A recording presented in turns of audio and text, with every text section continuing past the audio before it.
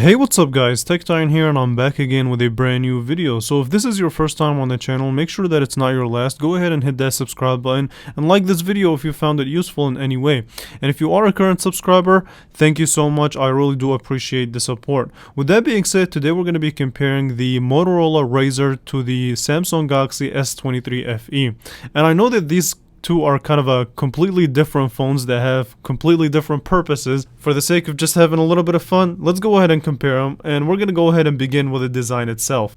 And first up is the Motorola Razr. So the Motorola Razr brings in a couple of things as far as the design goes. One, it brings in kind of the flip phone market to the more of a conservative consumer, more of like the budget consumer, I should say. Now this one starts at an MSRP of $600, and I did see it go as low as $199 with certain carriers, and you can even get it for $399 if you want. But if you want it fully unlocked, $600 is the price that you have to pay. And as far as the design goes, it's just what you would expect from, I would say, more premium flip devices from last year's generation. And so there are two parts of this design that makes it actually pretty good. The first being the fact that it uses kind of two materials on the back. One is metal, the other one is kind of this leather feeling material that gives this phone a really nice grip and a really nice feel in the hand. So the leather does feel really good in the hand, and the bottom of the phone has your kind of Motorola Razr logo and obviously the Motorola emblem, and the top half has dual camera sensors as well as a kind of a small secondary OLED display that we will definitely talk about, and you do have this metal hinge that separates the top and the bottom of the phone. But overall as a design, while it's not really your typical Android phone design, but it does match the design aspect of the flip phones in general, whether you're getting a Samsung Flip or a Motorola Razr.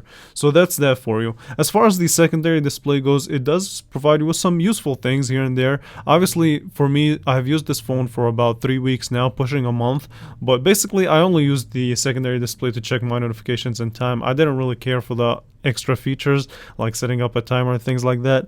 I didn't use it as much, but each person's usage is kind of different. So you tell me if that's something that you'd be interested in. So one other thing that I want to highlight with this phone is that when it's flipped open, it's really thin and very compact to use in the hand. So this is definitely a comfortable phone to use in one hand and to use for kind of more of an extended, longer period of time and not really feel uncomfortable using it. And the hinge design in general is very solid, made out of metal, and Motorola did not skimp out when it came to the hinge design. Really, they did not really use any plastic or any cheap material when it comes to that, because they know this is the basis of this phone. If the hinge falls, the whole phone falls. So might as well spend most of the budget on the hinge design, and I definitely respect that Motorola did not cut any corners. And if you're trying to find any gaps or anything like that within the phone itself, they're really hard to find. Yeah, Motorola did such a good job designing this hinge. Now, I want to quickly also talk about your buttons and your ports. On the right hand side, you do get the power button as well as your volume up and down. And the power button also doubles in as a fingerprint sensor. On the bottom of the phone, you do get the bottom facing speaker, your USB-C port that does support quick charging. And yeah, I mean, overall, that's basically the experience and the design aspect of the Motorola Razr. A very solid design, definitely something that I would say you should consider if you're in the market for a flip device. So now let's go ahead and switch the story and talk about the Samsung Galaxy S23 FE's design. So the S23 FE, when compared to the kind of Motorola Razr, some might say that this is more of a boring design. And yeah, I mean, I agree. Come on, let's be honest. But let's talk a little bit about it. So the back is made out of glass and metal. The sides are made out of metal. And the glass does have this kind of glossy look to it, which is very slippery. Back to the sides real quick. So the sides are made out of metal, which is more of a premium material, but they do provide you with kind of a more heftier feel in the hand. So this phone is noticeably heavier than the Motorola Razr and noticeably thicker. Alright, and the back has your triple camera setup, which we will talk about, and it does have these camera rings around it that does protrude quite a bit. As far as your port selection goes, the bottom has your USB-C port that does support quick charge, and your bottom facing speaker that do sound pretty good, which we will definitely take a listen to later on. So as far as your triple camera setup, you do have kind of a main sensor, a 50 megapixel sensor. You can shoot up to 8K video, and yeah, it has a lot of things going for it as far as the camera department, but yeah, yeah, in terms of design, that's really it. So not as sophisticated as the Motorola Razr. And putting these phones side by side, you can kind of tell that they're designed differently. One with the purpose of aesthetics, the other one with the purpose of kind of it does what it's supposed to. It's not supposed to look flashy, and that's what Samsung did with their S23 FE, so nothing too special. So yeah, you can definitely tell that the Motorola Razr is noticeably thinner, and it is actually noticeably taller than the Galaxy S23 FE when folded all the way up. So obviously, like I said in the beginning of the video, when comparing these two phones, it's gonna be kind of uneven comparison because they serve two different purposes. But as far as the design goes, obviously, man, come on now, the Moto Razr has the more, I would say, better and more intriguing design. The S23 FE does have the more practical design. All right, so let's go ahead and switch the conversation and talk about the display. So beginning with the Motorola Razr, you do have a 6.9-inch 1080p display that is LTP OLED display, and it does support up to 144 Hz of refresh rate, incredible. And you also get a peak brightness of 1400 nits, again, on paper, so far so good. And you do also get the crease that some people may not really be a fan of, and let me be perfectly honest with you guys. So like I said, I've used this phone for a little bit over 3 weeks, pushing to a month, and the crease didn't bother me as much as I thought that it would bother me, right? So it is there, and if you actually look for it, you will be able to see it. There's just no way of getting around that. But when you use it for your kind of daily tasks, when you're watching videos, just browsing the web, it will kind of fade over time and you will get used to it. So keep that in mind. Also, one of the things that I want to mention is that now this display may not be like the highest of the highest end, so it's not a 2K display, but a solid 1080p panel. Now, one of the things they also need to be careful about is that this display is extra sensitive. So it does have a kind of an extra layer of protection, this screen protector that comes factory installed. And I do have to say this, be careful with it. It is fragile, which is kind of a big downside when it comes to this phone, is just the durability, but we'll talk about that at the end when I talk about the conclusion. But not to be negative, just take good care of this display so that the phone can survive as long as you'd want it to. As far as you're kind of, watching videos, doing things like that, it's a very enjoyable experience. It's a very tall display, not very wide, but it is tall, so you get that experience, and the bezels are shrunk down to as much as Motorola can with this phone. Okay, so now switching the story, and let's talk about the Galaxy S23 FE's display. So you do get a 6.4 inches 2340 by 1080p. So again, a 1080p display. This time around, they use the dynamic AMOLED display. It only maxes out up to 120 Hz refresh rate, so not quite as much as the Motorola Razr. It does, however, support HDR10 Plus, and you do get a slightly brighter screen at 1450 nits versus the 1400, so ever so slightly. And it does use Corning Gorilla Glass 5, so a kind of much more durable display than the Motorola Razr. And I do have to say one thing that kind of bugged some people, and I get it. The bezels are quite noticeable on the S23 FE compared to the something like the A54. But yeah, as far as everything else goes, come on, man. Samsung, when it comes to the display department, they've been #1 for a while.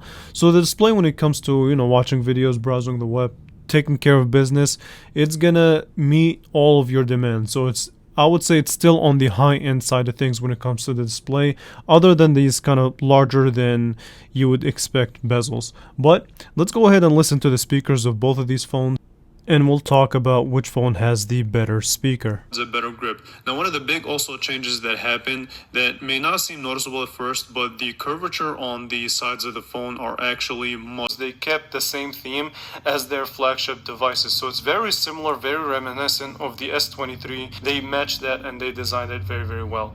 Now, is it a boring design? Is it a simple design? Yeah, of course. I mean, Alright, so as you guys heard, the speaker quality on the S23 FE is noticeably better. There's just no way around it.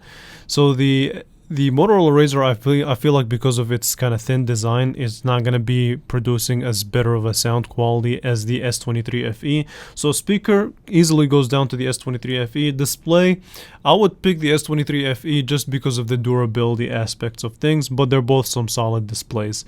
Now let's talk a little bit about the performance, and I'm not going to spend too much time because I'm going to be 100% honest with you guys. The S23 FE is the better performer overall. So when it comes to the kind of specs, the Motorola Razr does use the Qualcomm Snapdragon 7 Gen 1 based on a 4nm architecture with the Adreno 644, 128GB of storage and 8GB of RAM versus the Samsung Galaxy S23 FE's Qualcomm Snapdragon 8 Gen 1 if you live in the US, and the Adreno 730 GPU with 128GB of storage and 8GB of RAM. So benchmarks will show you the following. So on the S23 FE you get a 1711 and 4102 single multi-core, and the Motorola Razr has 1007 and 2725. Obviously the big story here is that the Motorola Razr is not gonna outperform the S23 FE by a long shot. So the S23 FE, if you want a better performing phone that will play heavy demanding games, S23 FE is the phone of choice. So now let's go ahead and talk about the cameras on both of these devices. So the S23 FE has a triple camera setup with a 50 megapixel main sensor, 8 megapixel telephoto, and a 12 megapixel ultra wide versus the Motorola Razr's dual camera sensors, with the main sensor being 64 megapixels and the secondary sensor will act as ultra wide at 13 megapixels.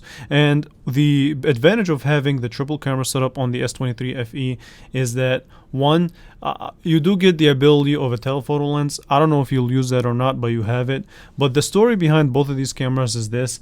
Now, the sensor on the Motorola Razr may seem like it's going to be better because of the 64 megapixels, but I'm going to be 100% honest, the S23 FE is far superior when it comes to the camera quality, and I'll end it at that. I did a camera review on the S23 FE. If you're interested, I'll leave it linked below, and the camera review for the Motorola Razr is in its final editing process, so I'll also leave that in the description below.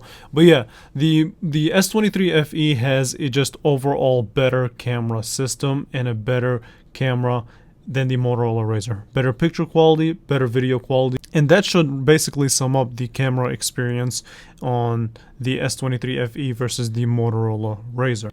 So here's my conclusion to you guys. If you want kind of a fun phone that is different from your, your average phone, then the Motorola Razr is definitely an option to consider. Now, obviously there's downsides to it, such as the durability. That's the big one. But everything else on it it's not perfect. So it's not going to be the best performing phone. It's not going to give you the best cameras in the world. But for the performance is pretty good. The cameras, they're also pretty good for the most part. They're just not going to be up to par to the Galaxy S23 FE. And like I said, as far as the hinge goes, take it from me, it's been very solid. So overall, a compact phone like the Motorola Razr that is very thin, very light, and easy to use, and just brings more fun to having a phone.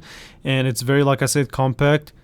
If that's something that you'd be looking for, take the Motorola Razr. Now, if that's not something you're looking for and you want something kind of has a better camera system, but you don't want to spend like $1,000 and you want kind of a more of a complete phone that has a good performance, good camera system, a great display, then the S23 FE is your phone of choice. Obviously, as far as the design, it's kind of the more boring design, but that's just the phone that you would take if you want to take kind of the more conservative route and just stick to practicality rather than just have a kind of a different kind of phone, if that makes sense. All right, so with that being said, I want to hear your guys' thoughts in the comments below. I know this comparison kind of almost doesn't make sense, but I just wanted to do it for fun. So let me know in the comments below, which phone would you personally choose? If you would choose the Motorola Razr, tell me why. If you would choose the S23 FE, tell me why. Leave it in the comments below and I will definitely catch you guys in the next one. All right, till next time, peace.